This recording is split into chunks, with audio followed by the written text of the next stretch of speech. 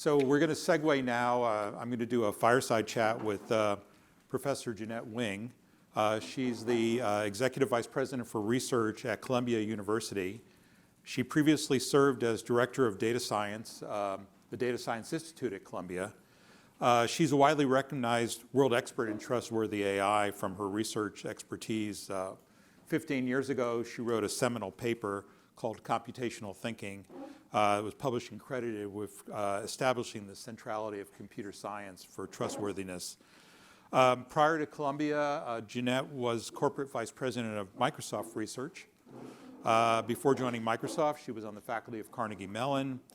She served as assistant and was associate dean there. She was assistant director for computer and information science at the National Science Foundation. So she has all these different things, government, corporate, and academia as part of her background. So she has the trifecta.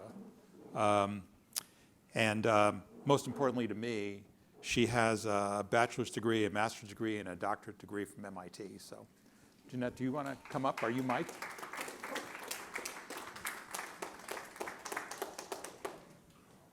Thank you, Mark. Have they given you a mic? No? Are you mic'd up? You're mic'd up. Yeah, Okay, yeah, yeah. perfect. What, Okay, do we we're going to sit like rearrange this? these chairs. I don't know. We'll figure it out. I also want them to know. So you have a new book out too, right? So you should all know. Go onto Amazon. Data Science in Context, by quite a great authorship group. Jeannette brought in her friends Alfred Spector, Peter Norvig, Chris Wiggins. Book just came out. Thank you. Just to be honest, it was Alfred who brought us in, so I really credit Alfred for this book. Fair enough. We'll take some liberty. Anyway, so walk us through your journey. You started off with formal methods at Microsoft Research, and you went through this process to where you are today and followed this trustworthy concept. How did this journey shape your thinking for responsible or trustworthy AI? Well, first of all, I want to thank Cassie for her talk and queuing up some of the key points that I would want to echo. I started at MIT doing my PhD on what is called formal methods, which is an area of computer science that perhaps many people don't know about. In contrast to testing software, formal methods people actually like to verify that the software is correct from the very beginning. So we can talk about that contrast, especially in the context of AI and generative AI systems, which really challenge the formal methods community. And so I did my research in formal methods. I moved into parallel and distributed computing, which are challenging systems to actually try to verify. And eventually I moved into security and privacy, which are properties that continue to challenge the community in practice as well, because bad guys are as smart as good guys. Mm-hmm. And then from there, I actually did do a lot when I was at the National Science Foundation promoting trustworthy computing, cyber-physical systems, and all sorts of areas of computer science, but really trying to spread the importance of computing for all disciplines. Now, when I started at Microsoft Research, it was really at that second Russian doll, 2013, where everyone within the company, but certainly the community, recognized this second decade of AI, or that revolution of AI, where deep learning had really taken over and was, within 5 years, nailed the face recognition problem and the speech recognition problem to many people's surprise, although we knew it was a revolution coming. I think this revolution that we just experienced since November is even more disruptive for the very reason Cassie mentioned, which is it's really hitting all sectors, all companies, and all people at the individual level. So my own take on how to trust these systems stems from my interest, my background in formal methods, but also my experience in working in security and privacy And basically, I wrote this little article a couple years ago, published in CACM, called Trustworthy AI.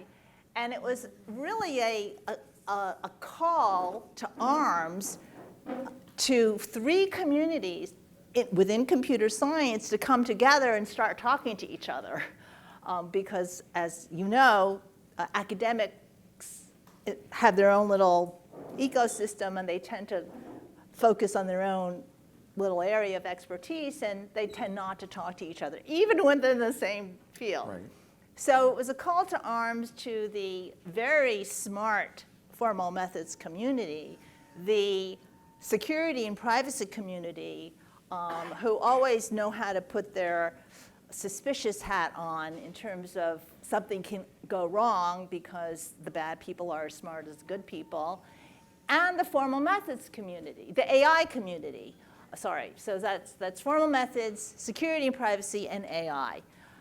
For the most part, the way AI systems are tested today, the ones that get deployed, is through exactly what Cassie was saying. Test, test, test, test, test the hell out of it. And with a formal methods cap on, one would approach it slightly differently. That's not to say replace testing, but complement it with these verification techniques, where you like to aspire to prove once and for all that some property holds. So that's the basic aspiration. AI systems actually raise the bar in traditional computing systems and traditional verification in 2 ways, and then I'll shut up and let you ask the second question. That's good. And one is we're talking about inherently probabilistic mathematical objects, not the computing programs that we know and love, which are discrete, yes or no, true or false. And the second is the role of data. And that was quite clear from Cassie's talk, because that was the first element in her analogy. So the role of data plays a very tricky part of trying to, the aspiration of verifying an AI system is trustworthy. So your paper talks about that. It talks about those two, taking trustworthy computing and taking it to a whole another far more complicated place.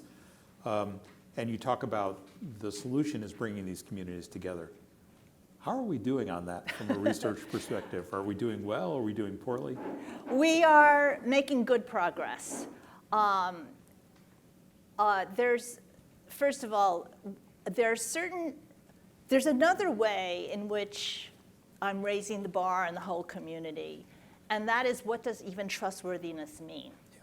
So for trustworthy computing, which was coined around the early 2000s, and I think I really want to credit academia, industry, and government for coming together to promote trustworthy computing.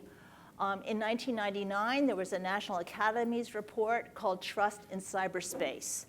That kicked off the entire academic community to go big and take security and privacy and so on, reliability and safety very seriously from an academic point of view. At the same time, the National Science Foundation put out programs, which means money, to fund the research community to actually make progress in this area. And to this day, the National Science Foundation still has a program on secure and trustworthy computing. When I was at NSF, I continued, and I actually made the program not be just for the Computer Science Directorate, but be for the entire agency. And finally, many of you might remember, I guess I should even say things like, if you're old enough, to this audience. In 2001, Bill Gates published, on behalf of Microsoft, the memo called Trustworthy Computing. And it was intriguing to me, intriguing enough that I said, you know what, the only way I'm going to find out what he means, or what Microsoft means by trustworthy computing, is to go to Microsoft. So I did. I spent a sabbatical there, and I said, well, what does all this trustworthy computing mean? And to accompany, and actually the notion of trustworthiness for computing has come to mean I would say 4 properties: reliability, security, privacy, and usability.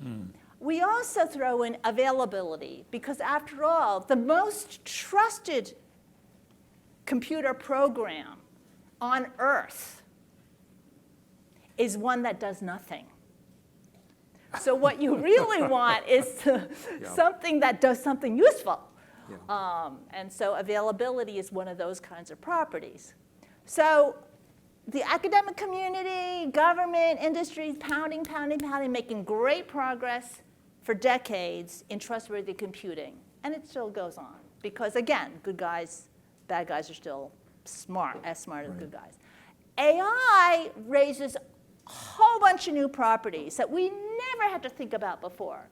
People are talking about robustness and accuracy of machine learning algorithms, fairness. Like, the only component of a computer system we talked about being fair before was the scheduler for the operating system.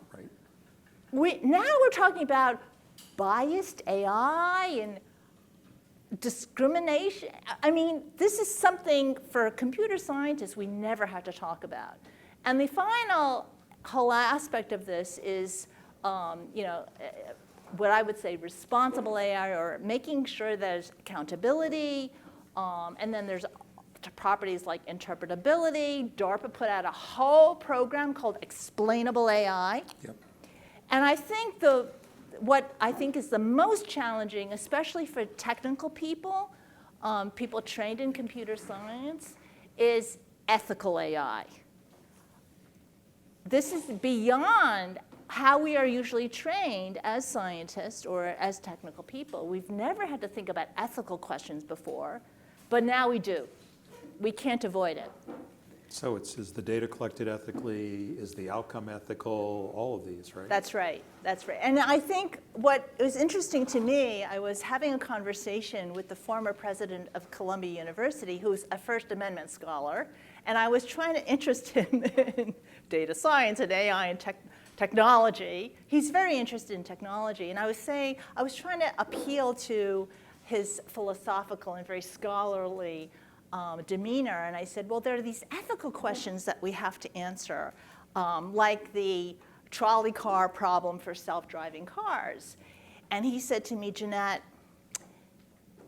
those are rhetorical questions. You don't have to, there's not a yes or no, there's not a right or wrong. I said, I realized, there are people making decisions for those self-driving cars that have to answer yes or no, right or wrong, 0.9, 0.1, whatever the answer is. So it's a very different world out there. And these are engineers or managers of those engineers or the company itself that have to make that judgment call. So some of these, quote, rhetorical questions are no longer so rhetorical. So 10 years ago when we started, we were investing in ML ops, and we're still investing in that today. But today, we're starting to look at the research that's been done, and we're getting intrigued by startups in robustness or in guardrails or the things that are really important. What do you want to see startups do? I actually think I'm going to share an idea with you which you can cut down as stupid or done already. And when I saw all this generative AI, ChatGPT, and all this technology come out in November, by February I was getting demos of GPT-4 and seeing what was coming. I did imagine what would be equivalent, and this is like old language already, but I did imagine what would be equivalent to an app ecosystem for all this generative AI. And to me, that is an easy way for the startup community to kind of latch on, figure out what my particular sector, or within that sector, what that task I'm going to ace, and then put a little app out there. It won't be an app like store necessarily, but I definitely think that the startup community can be so innovative, and there's a crying need by the individuals, by the separate companies that need that kind of technology. They want something tailored for their their enterprise or their particular task at hand. And so there's a lot of opportunity, I think, for the startup community to really innovate. And yes, we need guardrails and we need to worry about regulation, and we talk a lot about that, but I don't see a lot of immediate progress. Do you think that we'll need to move to regulation? I think so. I think it's inevitable, and I think even the tech companies know, and the tech companies want some guardrails. It's just a matter of, I think most people I talk to don't know what that means, what would it look like. As you know, Senator Chuck Schumer has been talking with his fellow senators about trying to figure out what does regulating AI mean. So I think it's great that Congress and DC more generally, that this is top of mind with them. Recently, I spoke to the head of OSTP, and all she wanted to talk about was AI. So this is definitely in the air in DC. The White House, Congress, all the right people are taking this seriously, and they're learning, they're educating themselves to figure out what would be meaningful and sensible. We also have to watch out what's happening in the EU. The EU kind of beat everyone to it with respect to regulating privacy. So do we want the EU to define the bar for us in the US? I don't know. I suspect maybe not. But then we need to act more quickly. So the good news is the research is not going to stop anytime soon.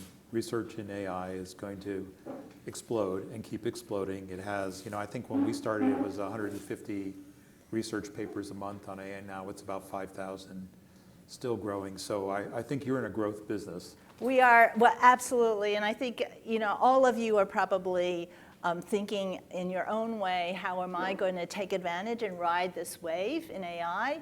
We are only limited by our own creativity, along with the help of ChatGPT. But this is really a new revolution. Well, that's a great way for us to stop. And Jeannette, the time really flies. It's really been a Thank pleasure. you. Thank you so much for coming down here.